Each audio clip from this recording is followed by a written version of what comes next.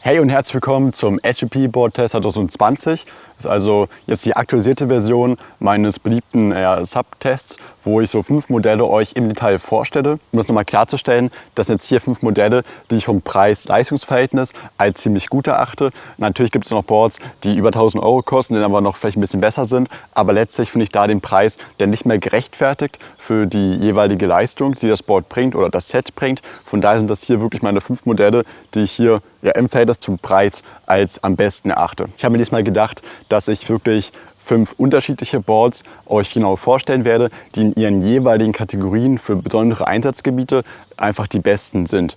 Also von daher gibt es hier ein bisschen Variation. Es ist nicht alles nur 5 Einsteiger-Boards, sondern wir haben wirklich eine Variation zwischen Einsteiger-Subs, Touring-Subs und noch anderen Boards für spezielle Einsatzgebiete. Alle der vorgestellten Boards sind aufblasbar. Aufblasbar deshalb, weil es einfach der wirklich praktische Sinn ist. Ich habe da nicht mehr die aktuellen Zahlen im Kopf, aber ungefähr so 95 bis 98% aller verkauften Stand-Up-Paddling-Boards sind mittlerweile aufblasbar. Von daher macht es hier, finde ich, gar keinen Sinn, feste Boards zu empfehlen. Und das auch gerade unter den Gesichtspunkten, dass aufblasbare Boards preislich einfach viel attraktiver sind und man sie vergleichsweise auch extrem leicht transportieren kann. Denn alle dieser Boards können einfach aufgerollt werden, in einem Rucksack verstaut werden und man kann sie dann ganz entspannt zum Wasser tragen. Ihr könnt alle Links und weitere Informationen zu den einzelnen Boards unten in der Videobeschreibung finden. Ich habe euch dort alle möglichen Sachen verlinkt, also sowohl Shops, wo ihr euch die Preise zu den jeweiligen Boards und die Verfügbarkeit vor allem auch anschauen könnt. Und noch weitere Testberichte findet ihr dort außerdem zu allen Boards, schriftlich wie auch in Videoform. Also guckt wirklich bitte in der Videobeschreibung nach. Mein Favorit im Jahr 2020 für die allermeisten Leute ist das Bluefin Cruise 2020. Das ist ein Board, was schon 2019 konnte das Bluefin Cruise, damals noch in der 2019er Version, sehr gut abschneiden bei mir. Hat auch ebenfalls den Testsieger sich quasi verdient. Und auch dieses Jahr ist wirklich das Bluefin Cruise meiner Meinung nach einfach wieder das beste Board. Da kurz der Unterschied. Wir haben das Bluefin Cruise 10.8, wir haben eine 12.0 Variante und eine 15.0 oder eine Tandem-Variante. Die 10.8-Variante ist für die meisten Leute das beste Board. Ich würde da sagen, dass bis zu einem Paddlergewicht von 85 Kilogramm kann man zum 10.8er greifen. Das 12er entsprechend ab einem Gewicht von 85 Kilogramm wählen oder auch wenn man mal gelegentlich zu zweit fahren möchte. Wer regelmäßig zu zweit auf einem Board fahren will, der sollte sich dann wiederum das Bluefin Cruise Tandem oder Bluefin Cruise 15 Feet kaufen. Das Bluefin Cruise Tandem kann man im Zweifel allerdings auch alleine fahren. Was besonders cool ist am Bluefin Cruise, ist zum einen die sehr lange Garantiezeit von 5 Jahren. Da gibt es momentan keinen anderen Hersteller auf dem Markt, der eine so lange Garantie bietet. Das ist natürlich ein großes Zeichen des Vertrauens in die eigene Qualität und spricht ja auch vor allem für die Robustheit und Langlebigkeit der Boards. Zum anderen bieten die Bluefin Cruise Boards eine enorme Steifigkeit, die sich auch sehr positiv auf die Fahreigenschaften auswirkt. Die Fahreigenschaften finde ich ja beim Bluefin Cruise ziemlich perfekt, weil man sowohl durch die relativ breite Bauweise der Boards viel Stabilität hat, was letztlich vor allem Einsteigern auch zugutekommt. Und zum anderen bieten die Bluefin Cruise Boards mit der relativ spitzen Bauweise auch eine gute Performance, wenn es ums Tourenfahren geht, da man also wirklich ein Board, das man gewissermaßen hineinwachsen kann, wenn man zum Anfang genug Stabilität hat und dann später mit dem Board auch mal längere Strecken zurücklegen kann. Ebenfalls ist der Lieferumfang beim Bluefin Cruise wirklich absolut spitze. Da hat man alles dabei, was man so zum Stand-Up-Paddeln braucht. Wir haben natürlich ein Paddel dabei, eine Leash dabei, einen Rucksack dabei, der ebenfalls sehr solide ausfällt. Dann haben wir die Fin-Bedienungsanleitung, eine wasserdichte Handyhülle. Also wirklich alles, was da so das Herz begehrt, ist jetzt hier dabei natürlich auch die Luftpumpe. Vergessen jetzt zu erwähnen. Und gerade auch im Vergleich zum Vorjahresmodell, also zum Bluefin Cruise 2019, gibt es ja beim Bluefin Cruise 2020, also diesem Modell hier, einige Verbesserungen.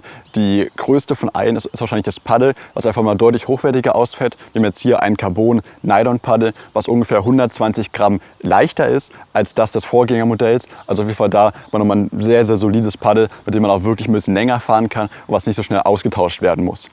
Das war's jetzt zum Bluefin Cruise 2020. Jetzt gehen wir mal weiter. Auf Platz Nummer 2 haben wir hier das Penguin Lancer. Das oder vielmehr auch vielleicht der Penguin Lancer ist ein 3,40 Meter langes, also 11,2 Feet langes Board, was vor allem durch ein sehr geringes Gewicht von ungefähr nur so 10 Kilogramm überzeugt und durch die Tatsache, dass sich das Board sehr leicht aufrollen lässt. Aus diesem Grund und gerade auch wegen der enormen Breite von 84 Zentimeter ist das Board meiner Meinung nach eines der besten für Neueinsteiger, die einfach nur ganz entspannt so ein bisschen auf dem See herumschippern wollen. Jetzt nicht unbedingt ein bisschen sportlich unterwegs sein wollen wie beim Bluefin Cruise, sondern lieber dann ganz entspannt fahren wollen. und entsprechend kann man das Board auch sehr, sehr leicht transportieren, schnell auf- und abbauen. Das sind so die wesentlichen Vorteile vom Penguin Lancer. Auch das Board kommt mit einer Fülle an Zubehör. Wir haben einen sehr, sehr guten Rucksack. Wir haben ein Paddel dabei, eine Luftpumpe, also auch da wirklich wieder alles dabei, was man so brauchen kann. Außerdem gefällt mir die Optik ganz cool. Das ist so ein bisschen dieser, ich glaube, 70er-Look, würde ich mal das einschätzen. Und gerade auch mit der Holzoptik vorne ist auf jeden Fall ein relativ schickes Board. Schon etwas sportlich unterwegs ist man mit dem Decathlon ETV X500 13 Feet. Das ist ein Touringboard, was gerade für Leute geeignet ist, die von einem Allround-Board, wie zum Beispiel jetzt auch dem Penguin Lancer, auf ein etwas sportliches Board umsteigen wollen, mit dem man auch längere Touren fahren kann.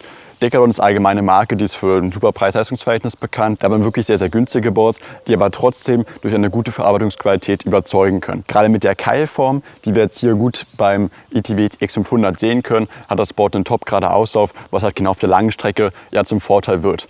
Einen Punkt gibt es allerdings zu beachten bei den Boards von Decathlon, und zwar ist dort im Lieferumfang quasi kein Zubehör enthalten. Wir haben jetzt hier genau eine Leash dabei und einen Rucksack dabei, aber das Paddel und sogar die Luftpumpe müssen extra erworben werden. Also von daher ist es vielleicht eine spannende Wahl für Einsteiger, die gerade zu einem Touringboard umsteigen wollen und entsprechend schon das Zubehör mitbringen, da nicht nochmal extra kaufen wollen. Da war natürlich genau das Decathlon-Board hier perfekt. Aber wenn man jetzt neu einsteigt, muss man entsprechend dann noch mit weiteren Zusatzkosten rechnen, die doch recht erheblich sind, gerade was das Paddel betrifft. Wer da etwas mehr Performance haben möchte als beim Decathlon-Board, greift hingegen am besten zum Penguin Coast Runner. Das ist wirklich ein sehr, sehr hochwertig verarbeitetes Board, was mit sogenannten Carbon Rails kommt. Das heißt, man um das Board herum eine dünne Carbonschicht hat, die dem Board einfach mal viel mehr Steifigkeit verleiht. Auch kommt hier die Stringer-Technologie zum Einsatz. Das heißt, dass man quasi in der Bordmitte nochmal so einen extra Carbonstreifen hat, der dem Board noch mehr Steifigkeit verleiht. Mit dem 12.6er Board von Penguin ist man entsprechend noch ein bisschen schneller unterwegs im Wasser, als man es jetzt mit dem Board von Decathlon wäre. Aber auch beim Coast Runner muss beachtet werden, dass jetzt hier zwar wenigstens die Luftpumpe enthalten ist, aber kein Paddel. Das ist sogar bei den meisten hochwertigen Boards der Fall, dass man da kein Paddel dabei hat, weil man eben davon ausgeht, dass sollte von einem ersten Stand-Up-Paddling-Board auf dieses fortgeschrittene Board umsteigen und entsprechend schon ein bisschen Zubehör mitbringen. Also auch hier muss man das Paddel noch mal extra einplanen. In dem Testbericht zum Penguin Coast Runner habe ich gleich noch mal ein Paddel vorgestellt, was entsprechend für den einen oder anderen vielleicht eine spannende Wahl ist. So ein Full-Carbon-Paddel, was mir auf jeden Fall ganz gut gefällt. Aber gehen wir mal weiter. Jetzt haben wir hier das Bluefin Aura oder Aura Fit. Das ist ein ganz neues Board und es ist ein Yoga Stand-Up Paddling Board, also mal ein deutlich anderes Board, was jetzt hier im Vergleich Cruising Board, also so ein bisschen zwischen Allround und Touring Board, Allrounder und zweimal Touring Board. Jetzt haben wir ein Yoga Board, was sich durch die spezielle Bauform und das Einsatzgebiet nochmal deutlich von anderen Modellen unterscheidet. Wir hatten jetzt hier im Wesentlichen ein Cruising Board, also ein Board, was zwischen Allround und Touring Board steht, ein typisches Allround-Board mit der runden Nose, 2 Touring-Boards und jetzt hier ein Yoga-Stand-Up-Paddling-Board. Yoga-Stand-Up-Paddling-Boards sind allgemein sehr breit gebaut. Wir haben jetzt hier eine Breite von 91 cm, das ist deutlich mehr als bei den anderen Boards, wie man schon ganz gut erkennen kann. Außerdem besonders ist hier, dass wir ein sehr, sehr großes Deckpad haben. Das geht jetzt hier genau vom Heck des Boards bis fast zur Spitze des Boards, dass man einfach wirklich genug Platz auf dem Brett hat, um seine Übungen zu machen. Wir können ja sehen, dass das Board keinen zentralen Traggriff hat. Also alle anderen Boards haben entsprechend einen Traggriff in der Mitte. Der wird aber genau bei Yoga-Übungen oder bei Fitnessübungen auf dem Board stören. So haben wir hier nur diese seitlichen Traggriffe und nochmal die extra Traggriffe vorne und hinten am Board. Dann hätten wir noch die Lotus-Pfanze, genau in der Bordmitte und allgemein dieses etwas entspanntere Design, sage ich mal, gerade im Vergleich zu diesen eher sportlich angehauchten anderen Boarddesigns. Dann haben wir hier ein bisschen mehr, was für Entspannung steht und besser zu Yoga im Allgemeinen passt. Auch haben wir hier beim Bluefin Aura Fit den Vorteil, dass ebenfalls die 5 Jahre Garantie hier gelten, die Bluefin auf alle ihre Boards bietet. Also haben wir auch hier entsprechend die Sicherheit, sage ich mal, dass es einfach ein langlebiges Board ist und ist auch wirklich sehr, sehr robust gebaut, was gerade im Vergleich zu anderen Stand-Up-Paddling-Boards aus dem günstigen Bereich sehr positiv auffällt. Zudem fällt auch beim Bluefin Aura Fit der Lieferumfang sehr, sehr umfangreich aus. Wir haben jetzt hier genau wie beim Bluefin Cruise schon erwähnt, ein leichtes Paddel, einen vernünftigen Rucksack, eine Leash, eine wasserdichte Handyhülle und allerhand Kleinkram, auch natürlich eine Luftpumpe ist auch noch dabei. Dann haben wir beim Bluefin Aura Fit den Vorteil, dass auch, genau wie beim Bluefin Cruise schon, wirklich viel Zubehör enthalten ist. Wir haben jetzt hier ein leichtes Paddel, einen vernünftigen Rucksack, eine Luftpumpe, die wasserdichte Handyhülle und noch allerhand Kleinkram. Also auch da wird es den Leuten so einstellen gerade an nichts fehlen. Wenn man mit dem Bluefin Aura Fit startet, kann man da wirklich getrost auf weiteres Zubehör erstmal verzichten. Okay, es waren jetzt so die 5 Boards im Detail. Ich gehe mal ganz kurz hier zum Abschluss nochmal durch, für wen die einzelnen Boards geeignet sind. Bluefin Cruiser 2020 ist die richtige Wahl für sportliche Einsteiger, die halt erst ein stabiles Board haben wollen, aber auch später mit einem Board brauchen, mit dem sie auch mal Touren fahren können.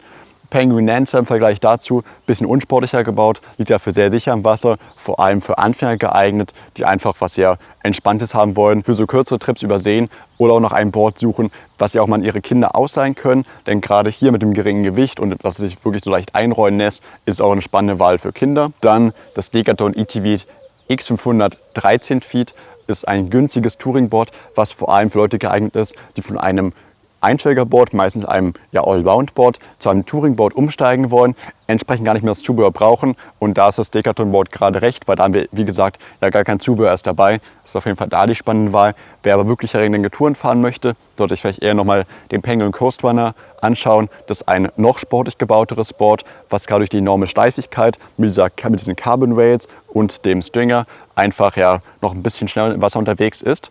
Das ist da auf jeden Fall mein Favorit für so als Touringboard oder für längere Touren. Und quasi den Sonderpreis. Auf Platz 5 sehe ich da das Bluefin Aura Fit. Das ist ein Yoga Stand-Up Paddling Board, also was ganz anderes. Wer entsprechend ein paar Yoga-Übungen auf dem Board machen möchte oder Fitnessübungen oder einfach ein bisschen auf dem Wasser chillen will, der ist mit so einem Board, was extrem breit gebaut ist und da wirklich die Sicherheit bietet und halt genau nicht diese störenden Features hat, wie eben den Traggriff in der Mitte, richtig beraten. Jetzt noch die abschließende Frage. Was sind eure Erfahrungen mit den Boards? Habt ihr schon mal eins der Boards getestet? Schreibt mir gerne in die Kommentare, was ihr dazu denkt. Und was mich auch noch interessieren würde, ist, was sind denn eure Favoriten? Welche Boards würdet ihr jetzt Einsteigern empfehlen oder zum Tourenfahren? Könnt ihr ebenfalls gerne unten in die Kommentare setzen. Nur noch abschließender Hinweis. Ihr findet alle Links zu allen erwähnten Boards, Testberichte in schriftlicher und Videoform ebenfalls unten, wenn ihr die Videobeschreibung öffnet. Da ist wirklich eine Bandbreite an weiteren Quellen für euch zum tiefer einlesen und tiefer reinschauen, sage ich mal, verlinkt. Also guckt da gerne vorbei. Ansonsten vielen, vielen Dank fürs Einschalten. Bye, bye und bis zum nächsten Mal. Ciao.